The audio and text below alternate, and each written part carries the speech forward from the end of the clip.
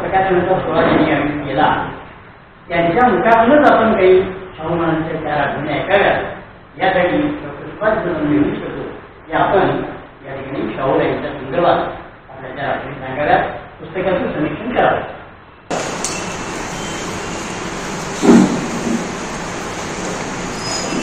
कार्यक्रमाचे अध्यक्ष रणजितनाथ देसाई, प्रमुख पाहुणे ज्येष्ठ पत्रकार सुभाष धुमे, कामगार दादा सुभाष देसाई, तंबेकरांना राहुल देसाई,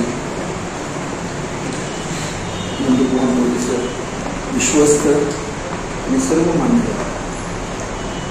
शाहू महाराजांच्या या आठवणीचं पुस्तक हे जे प्रकाशित केलेलं आहे ते प्रकाशित करण्यामध्ये मी काही त्याच्यामध्ये लिहिलेलं नाही. मला हे पुस्तक गंगावेशमध्ये श्रीकृष्ण सरस्वती मठ आहे, त्याचे जे अध्यक्ष आहेत नारायण मोरे म्हणून, ते आता 90 वर्षाचे साधारण आहे. त्यांनी मला त्यांच्याकडे एक जुनं पुस्तक, त्यांनी भगवा झेंडा नावाचं एक साप्ताहिक होतं ते दिलं होतं. भगवा झेंडा साप्ताहिक मी बघून ते त्यांना परत केलं. ते 1928 पहिल्यांदा पुस्तक प्रकाशित झालेले आहे. आणि ही जी दत्तात्रय कुर्णे आहेत ते कुर्णे त्यावेळेचे पत्रकार, म्हणजे छत्रपती शाहू महाराजांनी त्यांना वयाच्या 20व्या वर्षी त्यावेळी मॅट्रिक नापास होते ते, परंतु पत्रकारितेमध्ये त्यांनी शाहू महाराजांनी सांगितलं की तू भगवा झेंडा नावाचं साप्ताहिक सुरू कर, मी तुला मदत करतो. त्यांनी ते सुरू केलं. आणि त्यावेळेला मग त्यांनी त्यांच्याबद्दल आपल्याला माहीत नाही, कारण ज्येष्ठ पत्रकार सुभाष धुमे आहेत. या ठिकाणी जयंत देसाई म्हणून जे शिवाजी विद्यापीठातून पत्रकार, त्याच्यामध्ये पोस्ट ग्रॅज्युएशन डिप्लोमा ऑनलाईन त्यांनी केलेला आहे. आणि ते मूळचे इथले पुष्पनगरचे आहेत, पण या कार्यक्रमासाठी मुद्दाम ते कोल्हापूरतून आलेले आहेत. तर पत्रकारिता आताची आणि मागची हा जो साधारण 100 वर्षाचा प्रवास आहे, हा जर पाहिला तर त्यावेळेला अत्यंत कठीण होतं. मी ज्या वेळेला पत्रकारितेची सुरुवात 69 साली केली, त्यावेळेला मी 19-20 वर्षाचा होतो. त्यावेळेला मुद्रणालयाची अवस्था टेक्नॉलॉजीची फार अवघड होती. म्हणजे प्रिंटिंग प्रेस चालवणं हे फार मोठं दिव्य होतं. तसं दिव्य ह्या कुर्णीने केलेलं आहे. तर 1917ला शाहू महाराजांचं खामगाव इथं एक मराठा शिक्षण परिषदेत भाषण झालं. अतिशय प्रभावी असं भाषण झालं होतं. आणि त्याचा परिणाम या तरुण कुर्णींच्या मनावर झाला. आणि त्यावेळेपासून त्यांनी ठरवलं की आपलं आयुष्य जे घालवायचं ते समाज सेवेसाठी घालवायचं आणि निस्वार्थ वृत्ती घालवायचं. मग ते समाजसेवेकडे वळले. पण शाहू महाराजांचं त्यांना सानिध्य जे मिळालं ते 1920 ते 1922 2 वर्ष शेवटचं मिळालं. आणि त्यावेळेला त्यांनी छात्र जगद्गुरू असो किंवा शाहू महाराजांच्या कॉन्टॅक्टमध्ये जी माणसं होती, दरबार सर्जन धनवडे होते, त्या सगळ्यांच्याकडून काही शाहू महाराजांच्या रेअर आठवणी आणल्या. या पुस्तकाचा आमचा असा दावा आहे की या पुस्तकातल्या आठवणी आजपर्यंत शाहू महाराजांच्या ज्या आठवणीचे अनेक ग्रंथ निर्माण झालेले आहेत त्याच्यामध्ये कुठेही या आठवणी नाही आहे, कारण ह्या दुर्मिळ आहे. कोल्हापूरला काही इतिहास तज्ञांनी माझ्याकडे मी सोशल मीडियाला टाकल्यानंतर विचारलं होतं की ते पुस्तक आम्हाला द्या. तर मला थोडीशी भीती अशी होती की हे पुस्तक ते आपल्या पुस्तकामध्ये सामील करून घेतील आणि या कुर्णेंचं नावही राहणार नाही की ज्यांनी यामध्ये कष्ट घेतलेले आहे. मग या कुर्णेने आपलं वृत्तपत्र सुरू केल्यानंतर जानेवारी 1925ला त्यांनी राजाराम प्रिंटिंग प्रेस सुरू केली. म्हणजे शाहू महाराजांचं निधन 1922ला झाले, त्यानंतर राजाराम छत्रपती आले आणि त्यांच्या कारकिर्दीमध्ये ते सुरू झालं. त्यावेळेला राजाराम छत्रपतीने या कुर्णेला सांगितलं होतं की तू इतका हुशार आहे, तुला शाहू महाराज अमेरिकेला शिक्षणाला पाठवणार होते, पण अचानक निधन झाल्यामुळे तुला ते पाठवता आलं नाही. निदान तू माझा प्रायव्हेट सेक्रेटरी बन, म्हणजे दरबारच्या नोकरीमध्ये तुझं व्यवस्थित चालेल. तर त्यांनी ते नाकारलं. ते म्हणाले मी ते करायला लागलो की भगवा झेंडा हे वृत्तपत्र माझं बंद पडेल. आणि मग त्यानंतर त्यांनी पेरी कमिशन आणि ही ज्या वेळेला आली त्यावेळी ब्रिटिश गव्हर्नमेंटवर जी टीका करत असेल त्यामुळे त्यांना अनेक कोर्ट कचेरीला सामोरं जावं लागलं. काही वेळेला ते ब्रिटिश गव्हर्नमेंट असं करायचं की एखादं वर्तमानपत्र आपलं ऐकत नाही म्हटल्यानंतर त्यांची प्रिंटिंग प्रेसच जप्त करायची किंवा त्यांना त्यावेळेला 1,500-2,000 असा दंड लावायचा की जो दंड तो संपादक किंवा प्रिंटिंग प्रेसचा मालक चालवून देऊ शकत नव्हता. आणि मग अशा वेळेला एकदा त्यांनी कांद्याला असणारी 3.5 एकर आपली जमीन विकली आणि पुन्हा सरकारचा तो कर भरून शिक्षा हे करून पैसे भरून त्यांनी पुन्हा आपलं लेखन पुन्हा सुरू केलं. तर मराठी वृत्तपत्राचा इतिहास मी शिवाजी विद्यापीठमध्ये अनेक वर्ष शिकवत होतो. पण मलाही त्यावेळेला भगवा झेंडा हे 100 वर्षापूर्वीचं निघालेलं कोल्हापुरातलं वृत्तपत्र याचं नावही मला माहीत नव्हतं. त्यामुळं जी पुण्याला ज्या लोकांनी मराठी वृत्तपत्राचा इतिहास लिहिलेला आहे त्यामध्ये भगवा झेंडा या वृत्तपत्राची नोंद सुद्धा नाही. आता 7 जुलैला मराठा पत्रकारांचं दर्पण दिन साजरा करतात. पण दर्पण मी अनेक वेळा सांगितलं की दर्पण हे मूळ पहिलं मराठी वर्तमानपत्र नव्हे. त्याच्या अगोदर मुंबापूर वर्तमान म्हणून एक वर्तमानपत्र निघालं आणि दर्पणमध्ये त्यावेळी टीका आहे की एका मराठ्यानं अशुद्ध भाषेमध्ये लिहिलेलं ते पत्रक आहे म्हणून त्याची दखल घेऊन.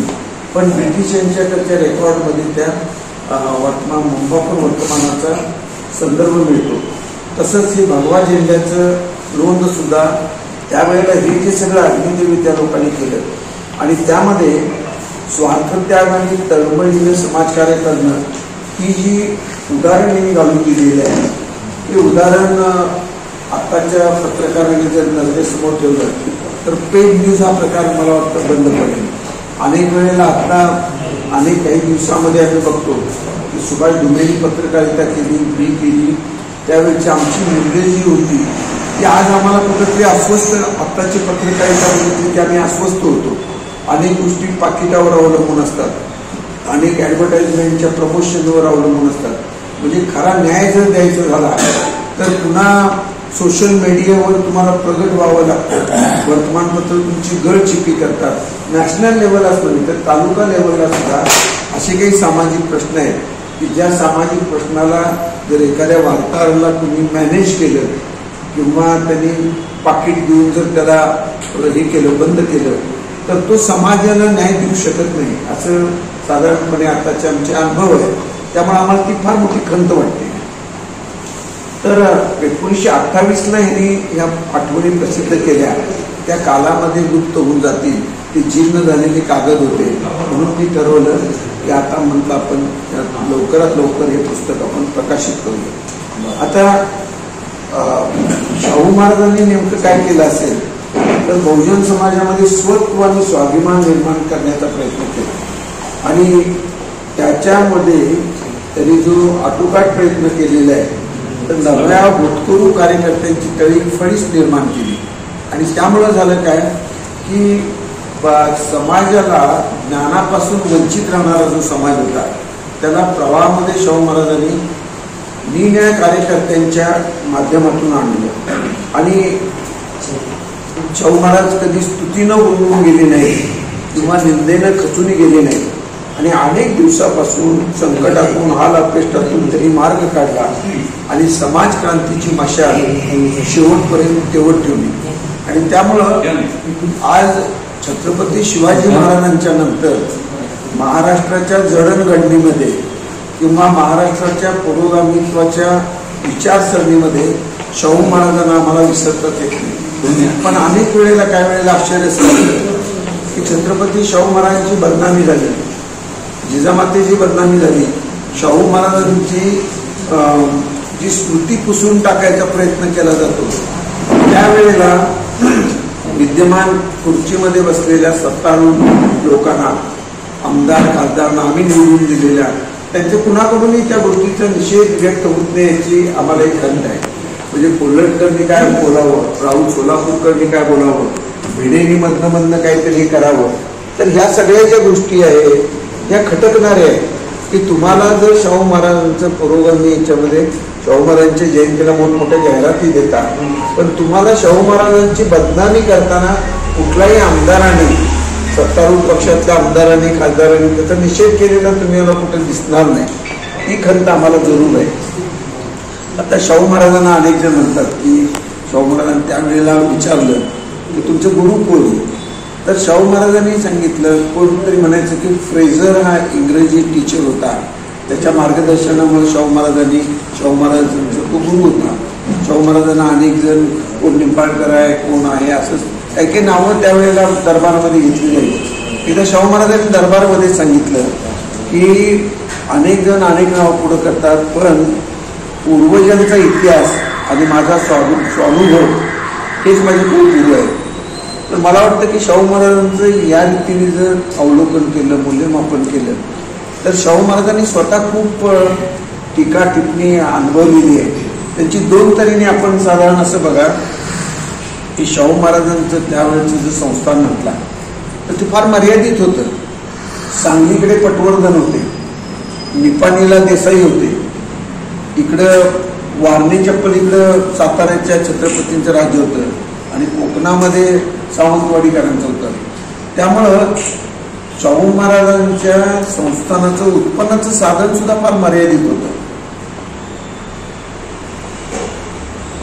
आणि या मर्यादित साधन संपत्तीतून राधानगरीचं धरण उभा करणं किंवा शाहू मिल उभा करणं, कोल्हापूर इलेक्ट्रिक सप्लाय कंपनी स्थापन करणं किंवा शाहू महाराजांनी शैक्षणिकरित्या सुद्धा जी अनेक क्रांती केली, प्रत्येक जातीच्या लोकांचं तिथं बोर्डिंग तयार करणं, ह्या अशा अनेक गोष्टी शाहू महाराजांनी जे केलेल्या आहेत.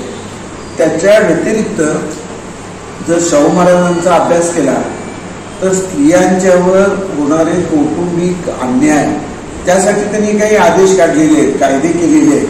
म्हणजे इतक्या डिटेलपर्यंत आपण जात नाही, आपण शाहू महाराज की जय म्हणून सोडून देतो. पण शाहू महाराजांचे हे जर कायदे तुम्ही बघितले, शिक्षणाबद्दलचं आपल्याला सर्वसाधारणपणे आता शाहू महाराजांचं संशोधन झालेलं आहे, त्याच्यावर अनेकांनी लिहिलेलं आहे. म्हणून आता आम्हाला कळायला लागलं की शाहू महाराजांनी सक्तीचं शिक्षण आपल्या राज्यामध्ये का केलं होतं.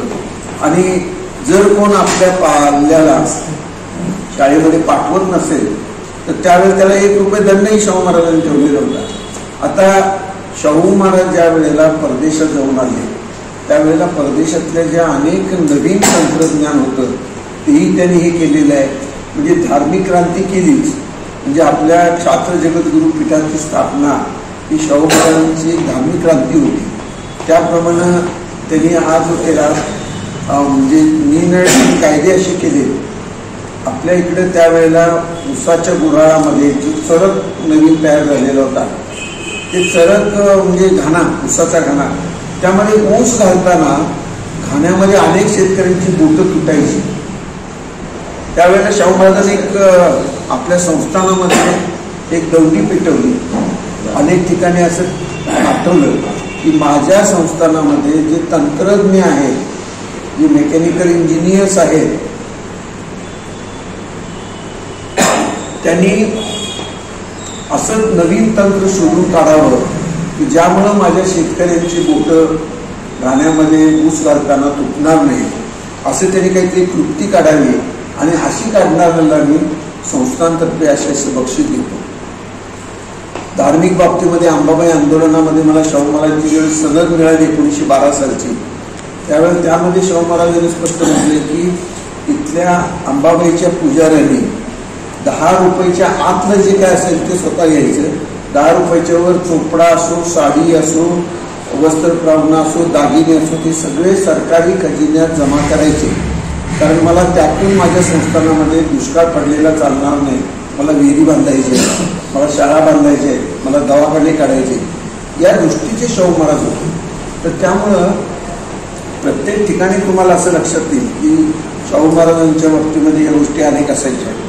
आता एकदा असं झालं की शाहू महाराजांच्याकडे एकाने तक्रार केली की तुम्ही आदेश काढलेला आहे की छात्र जगद्गुरू निर्माण केलेलं आहे, तुम्ही वैदिक स्कूल सुरू केलेलं आहे आणि वैदिक स्कूलचे वैदिक पुरोहित आहेत त्यांच्याकडून धार्मिक विधी करा असं तुम्ही आदेश काढलेला आहे. पण बहुजन समाजामध्ये सगळे लोक ते अनुसरण करायला लागले. पण तुमचेच सरदार आणि जागीरदार काही लोक आहेत की जे ब्राह्मण पुरोहिताकडूनच आपल्या घरातले धार्मिक विधी करतात, ते महाराज कसं थांबणार. तर शाहू महाराजांनी त्यावेळी असं तसं एक सुंदर उत्तर दिलं. ते म्हणाले आमचा दरबाराचा लवाजमा जातो त्यावेळी तुम्ही बघितले की नाही, हत्ती असतात, घोडे असतात, उंट असतात, पण त्याचा आता लढाईची काय उपयोग नाही, काही नाही, ती शोभेची बावलं झाली. तसे म्हणाले आता आमच्या दरबारामध्ये नटून बसण्यासाठी जागीरदार, इनामदार टोप्या घालतात, दरबारी ड्रेस घालतात आणि हजर राहतात. हेही शोभेचे प्राणी आहे. तुम्ही त्यांच्याकडे लक्ष देऊन त्यांना मोठं का करता? तुम्ही त्यांच्याकडे लक्ष देऊ नका.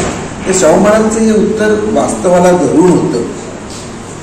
आणि त्यामुळं मग शाहू महाराजांच्या बाबतीमध्ये एकदा असं झालं होतं की एवढं राज्य चालवायचं, त्यांची स्मरणशक्ती सुद्धा अचाट होती.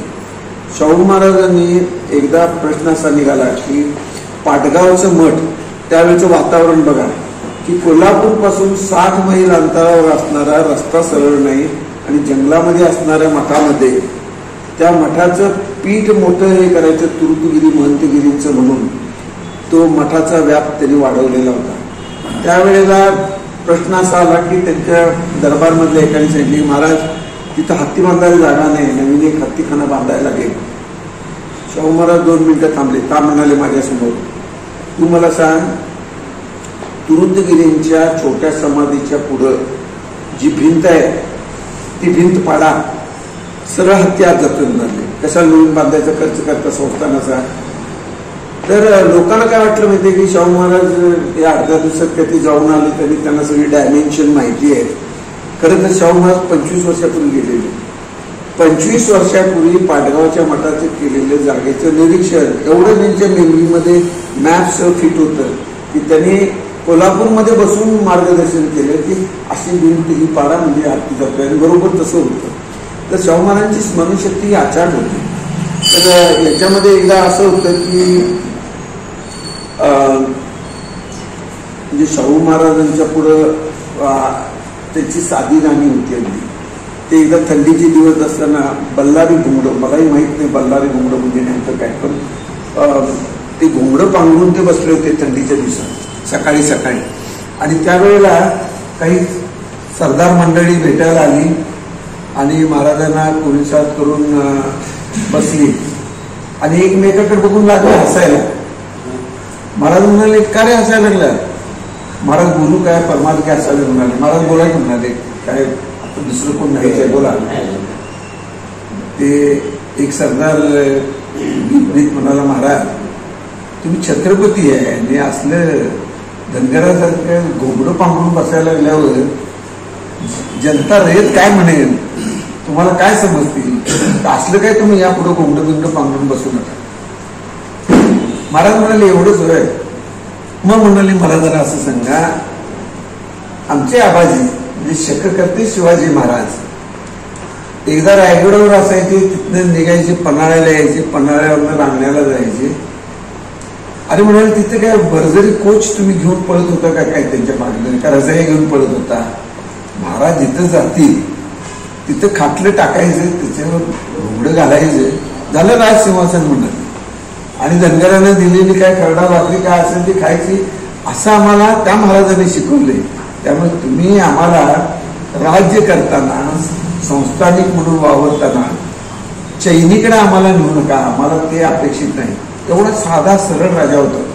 म्हणजे त्यांचा राजपुत्र वारल्यानंतर पोकिंगचं म्हणतात, घोड्यावरून डुकराची शिकार करतात, त्यामध्ये तो पडून वारला. त्यावेळेला तेवढे खिन्न झाले होते की त्यांनी राजवाड्यावरती राहत होते. सोनतळीला तिथं साधं खाटला असायचं, त्याच्यावर हरणाची कातडी असायची, लुंगी असायची आणि त्याच्यावर मलमली शर्ट, असा शाहू महाराजांचा वेश असायचा. तर एवढं साधं राहणं त्या शाहू महाराजांनी कितीतरी वैचारिक क्रांती समाजामध्ये घडवली. म्हणजे हातामध्ये रिसोर्सेस नसताना. आता तुम्ही साधं बघा, मी भारतभर फिरलोय, भारतभर जम्मू काश्मीर पासून ते अनेकीचे बघितले. आपला हा इटालियन डिझाईनचे शालिनी पॅलेस, न्यू पॅलेसची जी डिझाईन आहे आणि जी अप्रतिम इमारत आहे, तर हे बघायला सुद्धा म्हणजे कोल्हापूरला सरकारी दरबारीमध्ये म्हणजे सुप्रीम कोर्टामध्ये ब्रिटिशांच्या वेळेला सुद्धा शाहू महाराजांनी जे आदेश काढलेले आहेत त्यांना सुप्रीम कोर्टाने सुद्धा मान्यता दिली आहे. म्हणजे आजही ते आदेश बदलता येत नाही, एवढे शाहू महाराजांच्या सनदेला महत्व आहे. यानंतर काय होतं की असं ते रजपूतवाडीला शाहू महाराज असताना कोल्हापूर इलेक्ट्रिक सप्लाय कंपनी म्हणून स्थापन झाली. म्हणजे पूर्वी सिव्हिल सर्जनचा बंगला आहे, त्याच्या समोरची जिल्हा परिषदेकडे इमारत होती, तिथं ते इलेक्ट्रिक सप्लायचं होतं. म्हणजे डिझेलच्या ह्याच्यावरती इलेक्ट्रिक मोटर्स चालवायचे, तिथून इलेक्ट्रिक सप्लाय व्हायचा. तर तो इलेक्ट्रिक सप्लाय अनेक सरदारांनी जागीरदारांनी घेऊन आपापल्या बंगल्यामध्ये रोषणाई तयार केलेली होती. तर काही शाहू महाराजांचे निस्सिम भक्त म्हणाले की महाराज, हे जागीरदार सरदारांनी सगळे केले, राजपूतवाडीत तुम्ही तीच वायरी टाकून जरा इथं इलेक्ट्रिक दिवे लावूया की. शाहू महाराज बाहेर खाटल्यावर बसले होते, चंद्र होता आलेला. ते म्हणाले ते चंद्र बघितलास काय? बघितलं काय म्हणून? हा माझा सगळ्यात मोठा दिवा आहे म्हणून. आणि काजवे जे असतात की नाही ती स्वतः पुरतात प्रकाश टाकतात. हा चंद्र माझ्या सगळ्या रयतेला देतो, त्यामुळं हाच माझा दिवा मला प्रिय आहे. तर ह्या शाहू महाराजांच्या जर लहान सहान गोष्टीतून त्यांची प्रतिमा बघितली तर जबरदस्त अशी त्यांची प्रतिमा या छोट्या पुस्तकातून उभारलेली आहे. आता शाहू महाराजांच्याकडं कीर्तिवान निंबाळकर म्हणून होते. तर कीर्तिवान निंबाळकर त्यावेळेच्या ज्या निवडणुका असायच्या ब्रिटिश गव्हर्नमेंटच्या वेळेला, रेजिडेन्सी काउन्सिल काय काय मला इतर सगळ्या माहीत नाही, तर त्यामध्ये ते निवडून आले होते सदस्य म्हणून, म्हणजे आता जिल्हा परिषद सदस्यासारखं म्हणा. मग शाहू महाराजांनी त्याला दरबारात बोलवलं, त्याचा सत्कार केला आणि त्याला सांगितलं की कीर्तिवान, आता तुझी कीर्ती वाढायला पाहिजे, बघ पुढच्या खेपेला उभा राहा, मंत्रीपदाची स्वप्न बघ, तुला मी पाहिजे ती मदत करतो. कीर्तिवाननं कोपरापासून महाराजांना हात जोडले. महाराज, माझी ती लायकी नाही, मी आता एवढ्या माझ्या मर्यादा आहेत, मी आहे तेवढ्या पोझिशनवर अत्यंत समाधी नाही, मला ते काय नको. तर शाहू महाराज जोर जोरात हसायला लागले दरबारात. म्हणाले कीर्तिवान निंबाळकर आहे ना, आमच्या दरबारातली भरीव टायर आहे.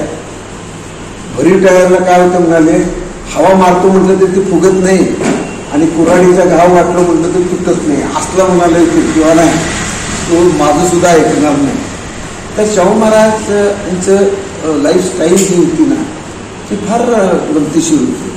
एकदा शाहू महाराज त्याच्यामधून खडखडी म्हणायचे, तर त्या घोडागाडीतून स्वतः शाहू महाराज उन्हातनं ही करत होते. ती घोडागाडी हाकत रुकडीला गेली. रुकडीला त्यावेळी त्यांचा बंगला तिथे ह्याच्या होता.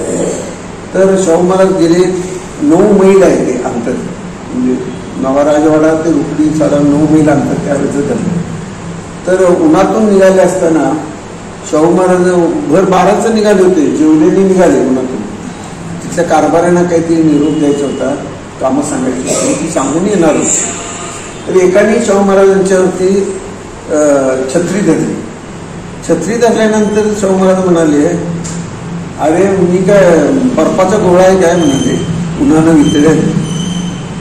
रामभाऊ हसली. रामभाऊची बॉडी बी तशीच आहे शाहू महाराजांसारखी, बर्फानं उन्हात वितळणारी नाही. छत्रीकाळ म्हणाले. मग तो दरबारी होता की नाही, तो शाहू महाराजांच्या सलगीतला असल्यामुळे बोलला. महाराज म्हणाला, मग तुम्हाला छत्रपती कसं म्हणायचं, आम्ही छत्री तुमच्यावर धरायलाच पाहिजे की.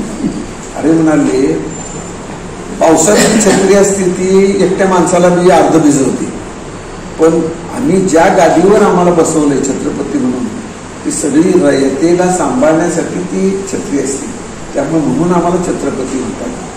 तर शाहू महाराजांच्या अशा गोष्टी आहेत. त्यावेळेला दरबार सर्जन म्हणायचे, धनवडे होते. म्हणजे आता जी टायटनची इमारत आहे ना तिथे धनवडेंचा दवाखाना होता नंतर. तर धनवडे डॉक्टर शाहू महाराजांनी आपल्या गाडीमध्ये घेतले होते बरोबर. इथनं मग ह्याला निघाले, ह्याला सोनतळीला. सोनतळीला जाताना वाटेत एक पिंपळाचं झाड होतं, वडंगी वगैरे कुठं तरी. तिथे शाहू महाराजांची घोडागाडी त्या गावातल्या लोकांनी अडवली आणि पिंपळाच्या झाडा कट्ट्यावरती पारावरती त्या घोंगडं वगैरे टाकलेलं होतं. महाराज जरा 2 मिनिटं तरी या म्हणाले. मग महाराज उतरले, गेले, तिथं बसले. तोपर्यंत कोणीतरी महाराजांना चांगल्या ताटातनं हे आणलं, भाकरी, खरडा, आंबील होती. आणि शाहू महाराजांनी मिटक्या मारत खायला सुरू केली. दरबार सर्जनला डॉक्टरना राहवलं नाही. मला वाटतं डॉक्टर राजू चव्हाण त्यावेळी असते शाहू महाराजांच्या वेळी तसंच केलं असतं. अहो महाराज जास्त काय खाऊ नका, तुमच्या तब्येतीलाही बरं नाही, असं खाल्लात तर तब्येत बिघडेल तुमची महाराज. आणि मग महाराजांनी काय ऐकलं नाही, ते खाल्लं, पाणी प्याले, पुन्हा गाडी घेऊन बसून सोनतळीला गेले. सोनतळीला सगळ्या सरदारांची पंगत बसलेली होती महाराजांची वाट बघत.